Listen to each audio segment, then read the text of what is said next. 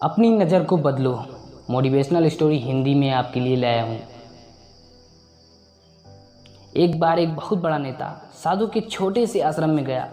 वह साधु के बारे में बहुत कुछ सुना था। उसके मन में आया कि मैं भी साधु से जाकर मिलता हूँ और देखता हूँ कि लोग उसकी इतनी तारीफ क्यों करते हैं। जब वह आश्रम में गया, वहाँ एक छोटा सा कमरा था जहाँ पर एक कालीन बिछा हुआ था। वहाँ पर कुछ लोग नीचे बैठे हुए थे। साधु जी के सामने कुछ सवाल जवाब चल रहा था। वह नेता आश्रम में आया और उस नेता के साथ में 4 बॉडीगार्ड थे। उसकी आदत थी, वह जहाँ कहीं भी जाता लोग उसको देखकर खड़े हो जाते, प्रणाम करते, नमस्ते करते, पैर छूते, सर झुकाते। लेकिन यहाँ ऐसा कुछ भी नहीं हुआ। साधु व्यस्त होने के कारण उसकी तरफ देखा भी नहीं। नेता को लगा कि यह मेरी बेइज्जती है और इस बात से उसे बहुत गुस्सा आया। नेता थोड़ा गुस्से में साधु की बात काटते हुए कहा, आपसे मैं कुछ कहना चाहता हूँ। साधु ने उसकी तरफ देखा और बोला, आप थोड़ी देर रुकिए, पहले मैं इनके सवाल के जवाब दे दूँ, उसके बाद मैं आपसे बात करता हूँ। तब तक आप अगर चाहें तो बैठ सकते हैं। बस साधु के इतना कहने ही देरी थी। नेता को बहुत गुस्सा आया और गुस्से में लाल हो गया और फिर उसने सारा गुस्सा साधु पर निकाल दिया। अभी तक तो वह तमीज़ से बात कर रहा था, आप करके, अब तू तड़ाक से बात करने लगा।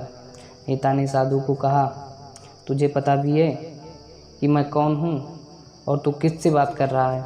साधु ने उसकी तरफ देखा और कहा, मुझे इससे कुछ भी फ़र्क नहीं पड़ता कि आप कौन हो, कहाँ से। और साधु के इतना कहते ही नेता गुस्से में पागल हो गया। वहीं सबके सामने चीखने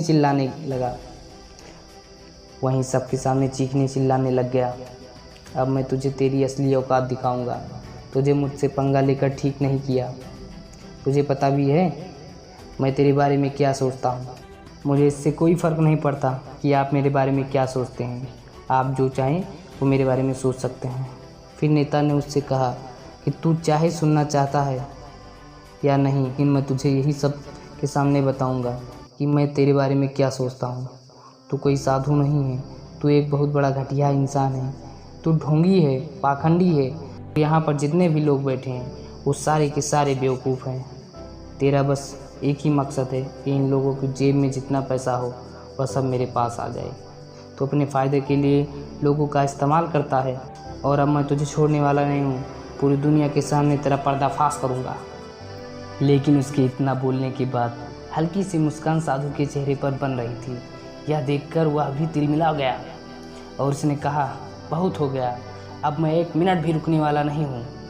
अभी तक जो हुआ, तेरे पास एक और मौका है। अगर मुझसे माफ़ी मांगनी है, मुझसे कुछ कहना है तो कह सकते हो।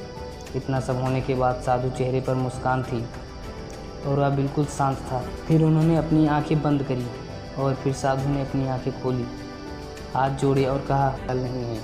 जो भी मेरे बारे में आपने कहा आपकी सोच थी। जो भी आप में कोई भी बुराइयां नज़र नहीं आती हैं। मुझे आप बहुत ही भले इंसान लग रहे हैं। और साधु के इतना कहते ही नेताजी का दिमाग 7वें आसमान पर पहुंच गया। उसके चेहरे पर अजीब सी खुशी थी, क्योंकि उस साधु ने वही कहा जो बाकी सब लोग उस नेता को कहते हैं। और वह खुशी खुशी आश्रम से अपने घर की तरफ चला गया और जाकर अपने पिताजी के साथ बैठ गया। उसके पिताजी ध्यान में थे। उन्होंने पूरी ज़िंदगी सिर्फ लोगों की सेवा करी और बदले में कुछ भी उम्मीद नहीं किया। तो थोड़ी देर बाद जब उन्होंने अपनी आंखें खोली और देखा अपने बेटे को अपने हाथ से बैठा हुआ, तो उनके बेटे के चेहरे पर आज की अजीब सी खुशी थी जो आज से पहले उन्होंने कभी नहीं देखी। फिर उसने एक एक करके सब कुछ बताया कि आज क्या हुआ, किस तरह वह आश्रम में गया और वहाँ क्या हुआ। जब उसके पिताजी ने पूरी बात सुनी और मुस्कुराए और अपने बेटे को देखकर कहते हैं, उन्होंने तुम्हारी तारीफ़ नहीं की। उन्होंने जो कुछ भी तुमसे कहा वो खुद है, और जो कुछ भी तुमने साधु जी को कहा वो तुम खुद हो। यही बात वेदों में भी कही गई है, यथा दृष्टि यथा सृष्टि। यह दुनिया जैसी है वैसी नहीं दिखती। यह दुनिया वैसी है तुम जैसे खुद दिखते हो, जैसी नज़र है वैसी दुनिया आपको दिखेगी। अगर आपको इस दुनिया को बदलना है तो आपके नज़र को, अपने तरीक़ों को बदलना होगा। अपनी नज़र को बदलो। अगर वीडियो अच्छी लगी है, वीडियो को लाइक करें, शेयर करें, कमेंट करें।